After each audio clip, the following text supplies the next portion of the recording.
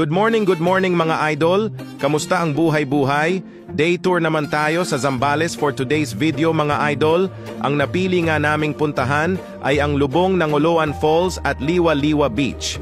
Para naman sulit ang day tour, dalawang destination ang magagawa. Panoorin hanggang dulo nang malaman nyo kung pasok na pasok nga ba sa low budget ang biyaheng ito mga idol. Let's go! Nasa 103 kilometers nga lang pala ang layo nito from San Fernando, Pampanga. Kaya halos mag-aalas 6 na nung kami ay mag-take off mga idol.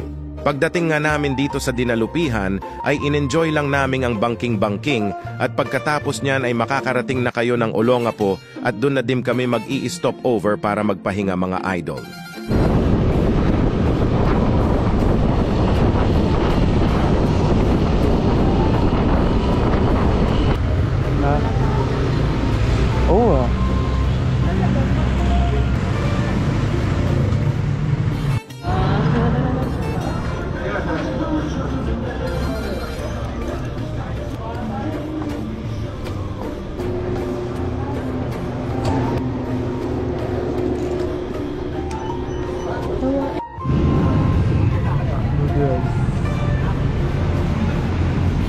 Pagkatapos nga ng konting pahinga, ay agad na kaming gagaspol diretso na sa San Felipe, Zambales dahil doon ang location ng lubong ng Oloan Falls mga idol. At doon na nga din kami bibili ng aming almusal at tanghalihan mga idol. Medyo malapit-lapit na lang to sa Olongapo, halos 50 kilometers, almost 1 hour na lang mga idol. At kahit nga pabalik-balik kami dito sa Zambales ay hindi nakakasawa. Kasi naman sobrang ganda ng lugar dito at napakaaliwalas ng tanawin, malayong-malayong talaga sa city. Ang sarap pagmasdan ng mga lokal dito, ang estilo ng pamumuhay nila ay napakasimple lang mga idol. Kaya isang big shoutout sa inyo mga taga Zambales. Sobrang ganda po ng inyong lugar. At pag nadaanan nyo na itong napakahabang tulay na ito, na may napakagandang tanawin, ay senyales siya na papasok na kayo ng San Felipe. Kasi pagbaba nyo dyan ay ang arko na ng San Felipe mga idol. Alright! Municipality of San Felipe, Zambales. Dito na tayo mamamalengke. San Felipe Public Market.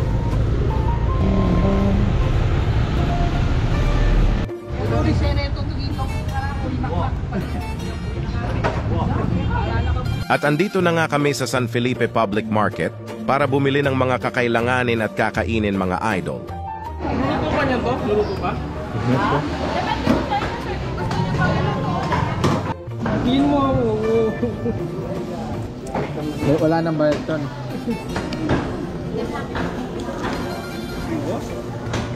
Mainit pa. Yung sa kanya.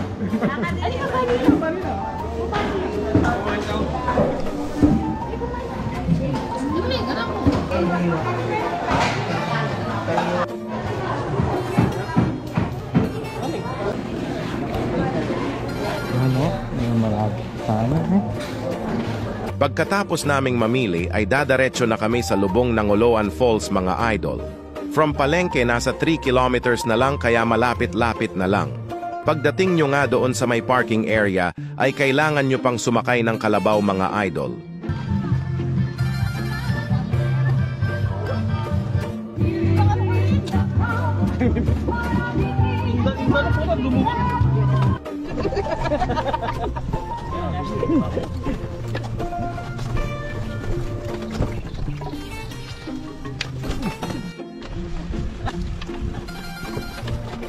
Babaya naman eh.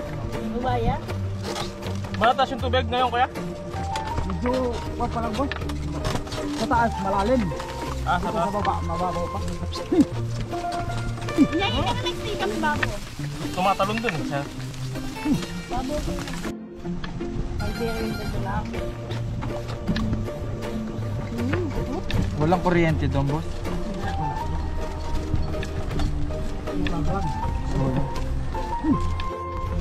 Andaman na tayo yung buwan.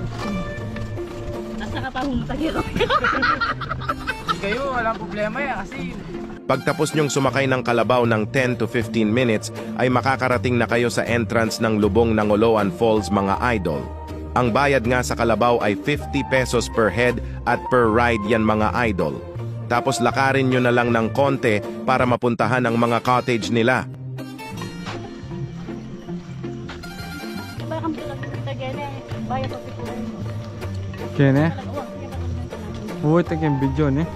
Welcome to my crib. San Felipe, Zambales.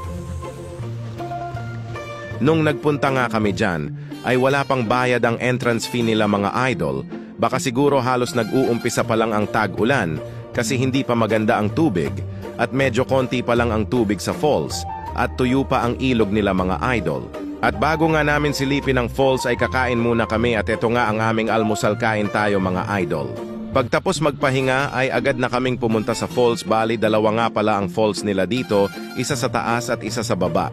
Mamaya mga idol, pupunta tayo dun sa taas, dito muna tayo sa baba.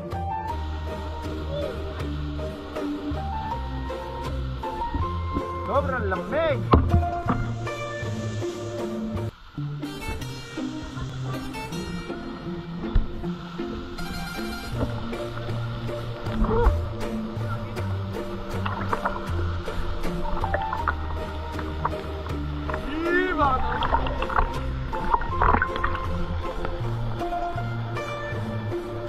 Panalo na sana mga idol, sobrang lamig ng tubig kaso kulay brown nga lang. Pero palag-palag na yan kahit kulay pang black yan, ha ha ha. Ngayon silipin naman natin yung sa taas, may trek nga pala ito. At hindi biro-biro mga idol, eto panoorin nyo na lang.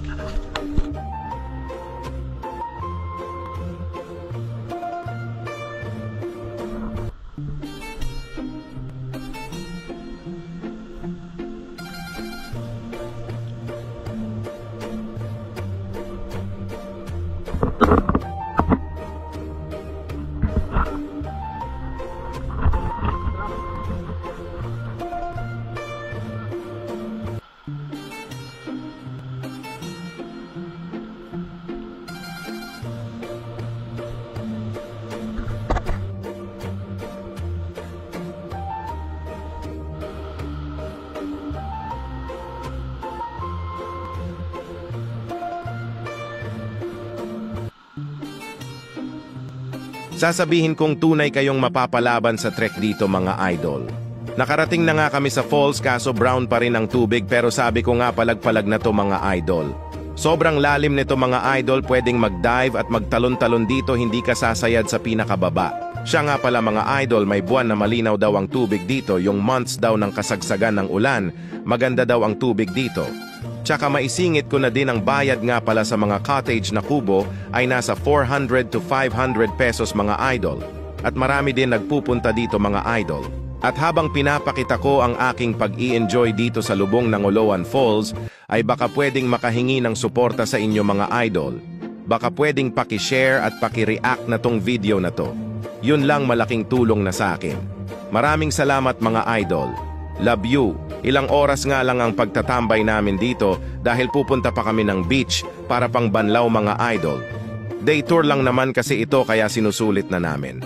Maya-maya nga lang ay bumaba na kami ulit para maligo at mag-in sa balutan para makalipat na kami ng pwesto mga idol. At syempre sumakay kami ng kalabaw papunta dito kaya sasakay kami ulit ng kalabaw palabas mga idol. Another 50 pesos per head ulit. Nga pala mga idol, ang napiling puntahan ay ang Liwa-Liwa Beach kasi dito lang din yun sa San Felipe para di na din kami mapalayo. At kung balak nyong puntahan ang lubong ng Oloan Falls at may katanungan kayo mga idol ay pwede nyong i-comment sa baba at baka sakali masagot ko yan. Nakarating na nga kami sa aming mga motor, inayos lang namin ang mga gamit namin tapos sibat na. Siya nga pala may bayad din yung parking lot, 20 piso per motor mga idol. Bali nasa 5 kilometro nga lang ang layo ng Liwa-Liwa sa may lubong ng Oloan Falls mga idol. Sobrang lapit lang neto, mga nasa 10 minuto lang na driving. Bago pumasok ng Liwa-Liwa ay may bayad ng 60 piso bawat ulo para ata sa environment fee. Di ko alam mga idol ba't ganun, ha ha ha. At nang makahanap na kami ng spot ay agad na kaming nagtanghalihan, binanatan na namin ang lechon kawali. Kain tayo mga idol. Ang bayad nga pala sa nakuha naming kubo ay 1,200 piso. Yung panatong pagmaramdam. At pagkatapos nga naming kumain at magpahinga, ay agad na naming pinuntahan ng beach para silipin kung goods ba mga idol. First time ko lang din makapunta dito mga idol. Pero di ko siya I recommend kung tight budget kayo mga idol. Okay naman yung beach mga idol, malinis, hindi nga lang ganun kalinaw yung tubig kasi mabuhangin mga idol. Nag-swimming nga lang kami ng mga ilang oras tapos umahon na kami. Meron nga din pala sila ditong activities tulad ng ATV, banana boat, tsaka jet ski mga idol. Ang sarap sigurong magmaneho ng ATV mga idol. Kaso wala tight budget tsaka malapit na ang petsa de peligro, hahaha. At eto, naligo na kami at pinagtulungan pa namin ang poso dito dahil eto lang ang source ng tubig dito sa spot namin mga idol. Pagkatapos neto ay uwian na at sana nakapagbigay ako ng kaunting tips kung sakaling balakin nyong magpazambales. May mga iba din akong vlog sa iba't ibang lugar, inaanyayaan ko kayong panoorin ang mga iyon mga idol. At siguro dito ko natatapusin ang day tour vlog mga idol. At sana wag niyong kalimutan mag-follow, like, and share. And I always thank you so much for watching. Goodbye.